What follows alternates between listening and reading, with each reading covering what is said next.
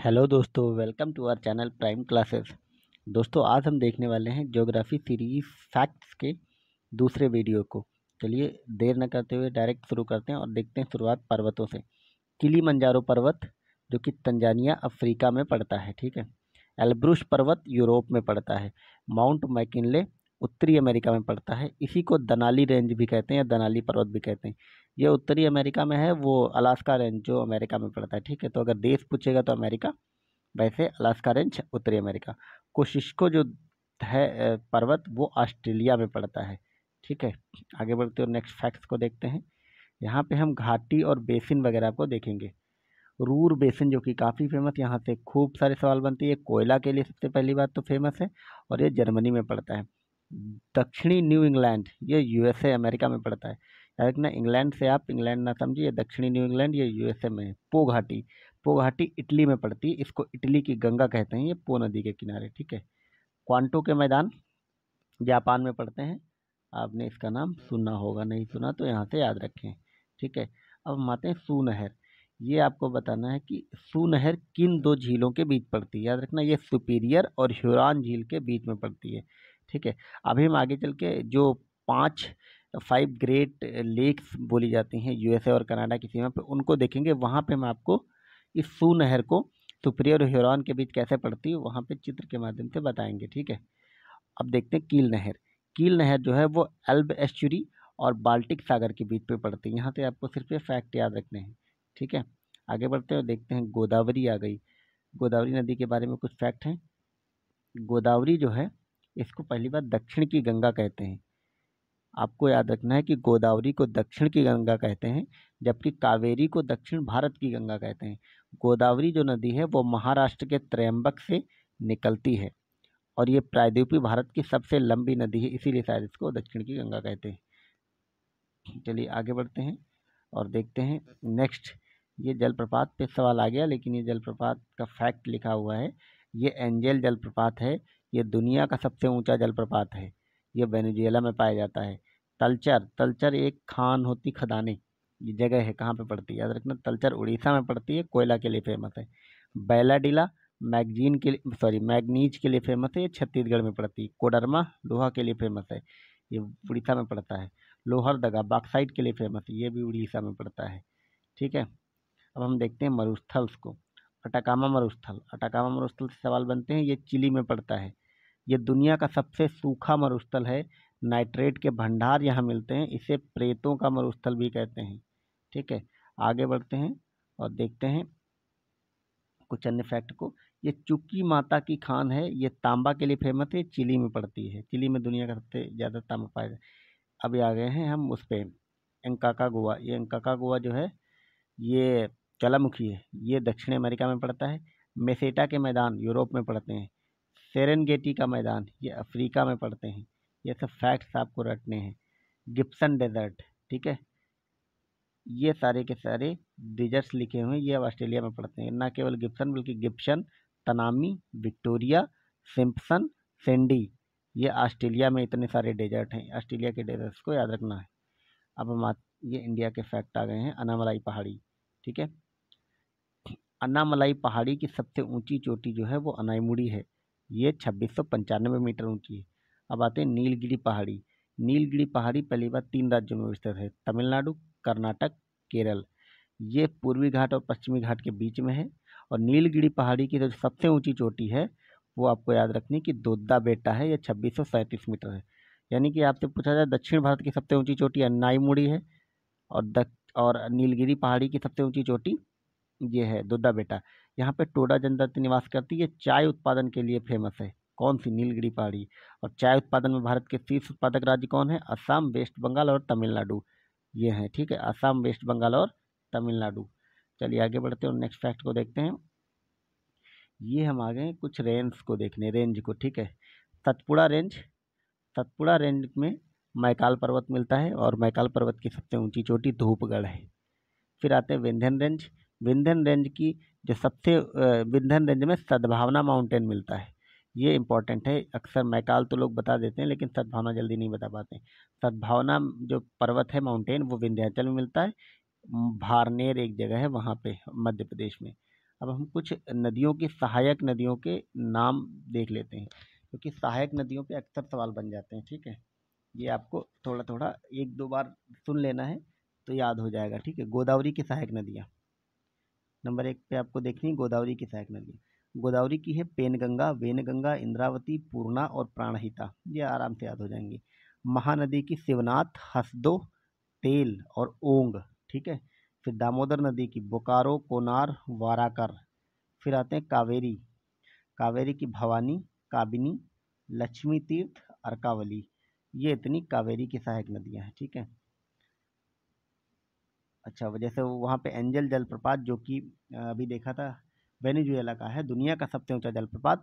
वैसे ही जो जो भारत का सबसे ऊंचा जलप्रपात है, हमने शुरुआत में ही देखा था, वो उसमें यहाँ पे शायद बताना भूल गए, तो वो कुंचिकल है। ये वही कर्नाटक में पाया जाता है, वराही नदी पे।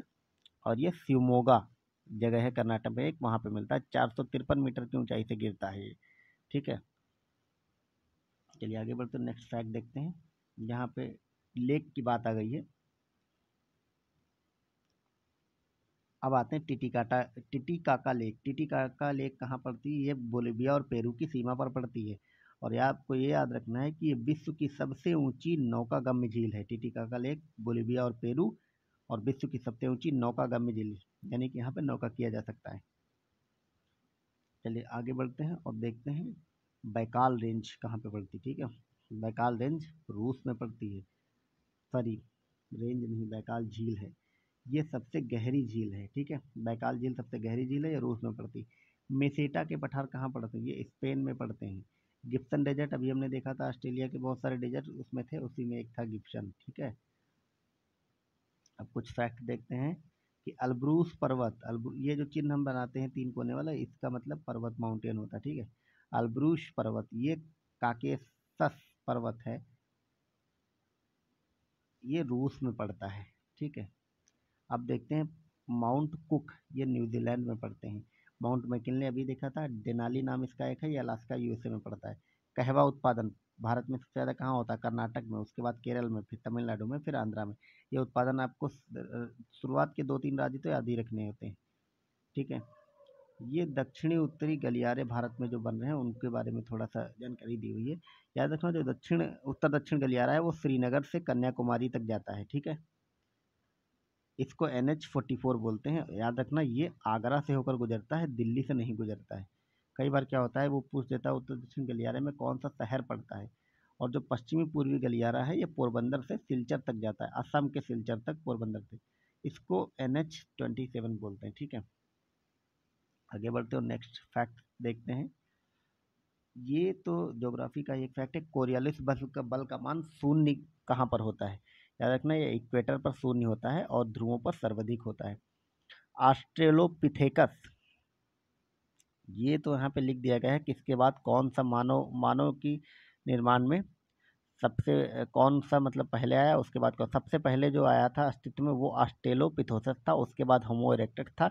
इसी होमो इरेक्टस के समय में आग की खोज, यानी आग की खोज इसी ने की थी। ठीक है, उसके बाद ये नियंडरथल बना, नियंडरथल के बाद क्रोमैग्नन बना, और उसके बाद होमोसेपियन बने, जो कि हम लोग हैं आधुनिक। ठीक है, याद रखना, हमसे जस्ट पहले क्रोमैग्लन था। ये सवाल कई बार बनता है कि क्रोमैग्लन मनुष्य से जस्ट पहला था, और एक ये आपको एक याद रखना है कि मनुष्य से जस्ट पहले क्रोमैग्लन, और आग की खोज होमो इरेक्टस के समय में हुई।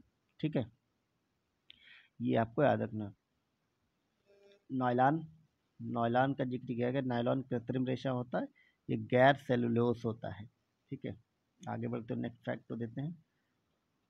इसमें लग रहा है बीच में कहीं कहीं से 2-4 फैक्ट साइंस के आ गए हैं, गुणसूत्र वगैरह के। ठीक है, खैर उसको इग्नोर करते हैं, और अब हम ये देखते हैं नहर, जो कि अभी ऊपर बात कर रहे थे।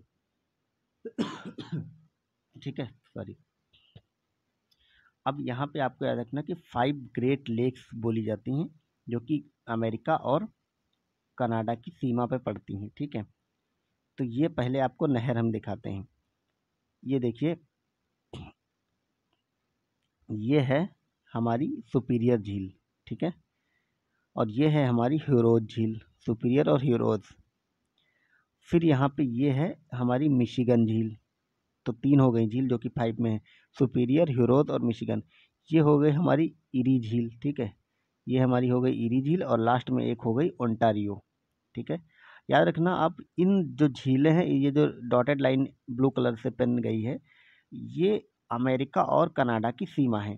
ठीक है, इन पांचों झीलों के बीच से गुजरती है, लेकिन आपको यहाँ पे ध्यान देना है कि यहाँ से भी बीच से गुजर रही, यहाँ से बीच से गुजर रही, यहाँ भी गुजर रही, लेकिन ये झील एक बीच में छूट जा रही है, यानी कि ये इसके दाएं भाग से गुजर रही है। यानी मिशिगन झील जो है वो बॉर्डर पे नहीं है कनाडा और। इन चारों झीलों में चारों झीलें कनाडा में हैं। मिशिगन इकलौती ऐसी झील है जो केवल यूएसए में पाई जाती है, ये कनाडा में नहीं है। इतना आपको याद रखना। और अभी हमने ऊपर पढ़ा था कि सू नहर किन दो उसके बीच है। ठीक है, ये सू नहर जो है ये सुपीरियर झील और ह्यूरोन झील के बीच में है। ठीक है, और ये जो सुपीरियर है ये सबसे बड़ी ताज़ा मीठे पानी की झील है। ठीक है, सबसे बड़ी ताजे मीठे पानी की झील है दुनिया की। ठीक है, आगे बढ़ते हुए देखते हैं बालखस झील। बालखस झील हमारी पाई जाती है कजाकिस्तान में। आपको ये सब बस नाम याद रखने हैं। अब हम यहाँ पे कुछ जलवायु प्रदेश देखते हैं। ठीक है, और जलवायु प्रदेश में क्या क्या उनकी मुख्य जलवायु विशेषताएं होती हैं वो सब हम फैक्ट यहाँ पे देख लेते हैं। ठीक है, तो सबसे पहले चलिए हम देखते हैं सवाना सूडान जलवायु। सवाना और सूडान जलवायु के क्या क्या मतलब, इसको बहुत शॉर्टकट में जलवायु प्रदेशों को समझाया गया है। आपको ये सारे याद रखने दे, विशेषता आपको वनस्पतियां वगैरह याद रखनी। ठीक है, इसको एक तो संक्रमणकालीन जलवायु बोलते हैं। ये भूमध्य रेखीय जंगल व गर्म रेगिस्तान के बीच में पाई जाती हैं और इनमें लानोस और कैंपास, यानी कि आपको याद रखना कि सवाना जो है लानोस और जो कैंपास होता है, यानी कि लानोस का मतलब आप समझ सकते हैं लानोस घास के मैदान कहाँ पाए जाते हैं, ब्राज़ील वाले एरिया में। और कैंपास एकदम नीचे अर्जेंटीना चिली वाले इलाके में, वहाँ पे भी यही जलवायु मिलती है। इसके लिए जो तापमान है वो 24 से 27 डिग्री सेल्सियस है। आर्द्र एवं सूखे होते हैं, इसीलिए इनमें से आग लगती रहती है। और ये 100 से 150 सेंटीमीटर वर्षा वाले होते हैं, यानी कि यहाँ पे खूब सारी वर्षा होती है। लंबी घास मिलती है, छोटे पेड़ मिलते हैं, पर्णपाती वन मिलते हैं। कृषि ज़्यादा विकसित नहीं है। ये कट का मतलब है कि नहीं। और चरवाहे यहाँ पे बहुत सारे होते हैं क्योंकि घास मिलती है। अब हम आगे बढ़ते हैं और अगली जो जलवायु देखते हैं वो देखते हैं मध्य अक्षांशीय मरुस्थलीय जलवायु।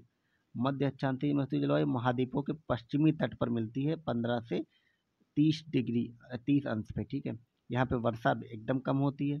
सभी मरुस्थल शामिल हैं, इसीलिए सब मरुस्थल शामिल हो जाते हैं क्योंकि यहाँ पे वर्षा नहीं होती। अश्व अक्षांश यहीं पे मिलती हैं। अश्व अक्षांश जो कि पवनों से रिलेटेड यहीं पे चलती हैं। यानी कि आपको याद रखना कि अश्व अक्षांश जो है पश्चिमी तटों पे चलती हैं। आर्द्रता एकदम से कम होती है यहाँ पे। ठीक है, आर्द्रता कम होती है, इस कारण हवा नीचे उतरती रहती है। ठीक है, और घास फूस सिर्फ झाड़ियाँ मिलती हैं जीरोफाइट्स टाइप की, क्योंकि यहाँ पे वर्षा ही नहीं होती। चरवाहा जीवन है, खेती एकदम नहीं होती है। ये आपको याद रखना। अब हम आते हैं भूमध्य रेखीय जलवायु को के बारे में। ठीक है, भूमध्य रेखीय जो जलवायु है वो इक्वेटर वाली वही, वो गर्म होती है और आर्द्र होती है, भयानक आर्द्र। ताप, इसका तापमान ये हमेशा एक समान रहता है 24 से 27 डिग्री सेल्सियस। सर्दी यहाँ पे पड़ती ही नहीं है। वर्षा खूब होती है, वर्ष भर वर्षा होती रहती है, 150 सेंटीमीटर वर्षा होती है। ठीक है, ये हो गई हमारी भूमध्य रेखीय जलवायु। अब आते हैं उष्ण कटिबंधीय वर्षा वन जो हमारे होते हैं, ये इसी भूमध्य रेखीय जलवायु में पाए जाते हैं। जैसे अमेजॉन, कॉल्ड इट सेल्वा, याद रखना अमेजॉन में को इसको सेल्वा कहते हैं, सेल्वा से ही सेल्वास बना है। ठीक है, ये यहीं पे स्थानांतरित कृषि होती है। अब हम आते हैं उष्ण कटिबंधीय मानसूनी जलवायु पे। उष्ण कटिबंधीय मानसूनी जलवायु जो है 5 से 30 अंश पे होती है, नॉर्थ एंड साउथ पे। ठीक है, भारत और ऑस्ट्रेलिया इसी में शामिल हैं। 27 से 30 डिग्री सेल्सियस है, चक्रवाती वर्षा होती है, आसमान वितरण होता है वर्षा का। ठीक है, सॉरी, वर्षा का असमान वितरण होता है, अलग अलग जगह पे अलग अलग वर्षा भारत में आप देखते भी हैं। ठीक है, दक्षिण पश्चिम मानसून से वर्षा होती है भारत में, जैसे कि होते हैं पर्णपाती वन ज़्यादा पाए जाते हैं, कृषि भी होती है। ठीक है, आगे बढ़ते हैं और देखते हैं। अब वो सारे फैक्ट्स हो गए हैं हमारे यहाँ पे। अब नेक्स्ट फैक्ट्स की देखते हैं। तो चलिए क्लास यहीं पे एंड करते हैं और तीसरे और अंतिम पार्ट में बाकी बचे हुए सारे फैक्ट्स हम देख लेंगे। ठीक है, thank you so much for watching, bye bye.